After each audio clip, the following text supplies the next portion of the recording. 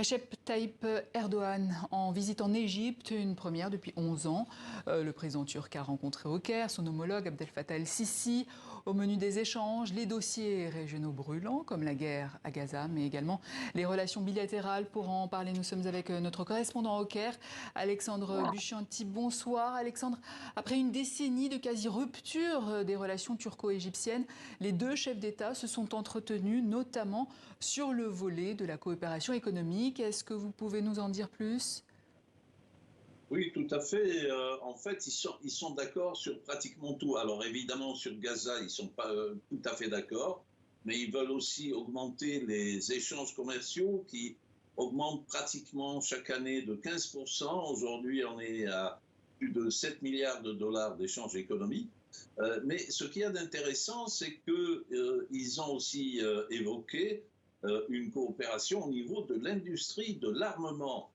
C'est le président turc qui en a parlé il faut préciser que l'Égypte a déjà conclu un contrat pour l'achat de drones turcs qu'elle va utiliser qu'elle va aussi travailler avec les Turcs pour revivifier un peu son industrie militaire. L'Égypte fabrique des blindés, mais elle pourrait profiter de la technologie turque assez avancée, non seulement en matière de drones, mais en matière d'hélicoptères et autres armements. Par ailleurs, il y a un accord sur plein de questions, notamment de questions africaines. D'abord, la Libye. La Libye, où les deux pays ont failli entrer en guerre il y a 3 ans. Vraiment, c'était au bord de la guerre. La Turquie soutenait Tripoli, le gouvernement de Tripoli, et l'Égypte soutenait le maréchal Haftar à Benghazi. Les combats ont failli vraiment avoir lieu il a fallu vraiment un fil pour que ça ne tourne pas à la confrontation entre l'Égypte et la Turquie. Aujourd'hui, ils sont d'accord pour régler le problème entre eux en Libye.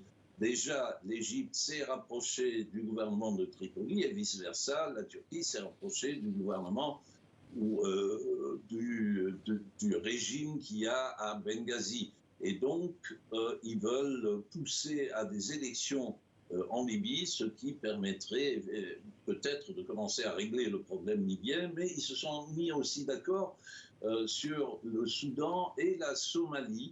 Justement, qu'est-ce qu'il en ressort de ce sujet, de cette crise entre la Somalie et l'Éthiopie ? Il nous reste plus que quelques secondes, Alexandre Buchanti.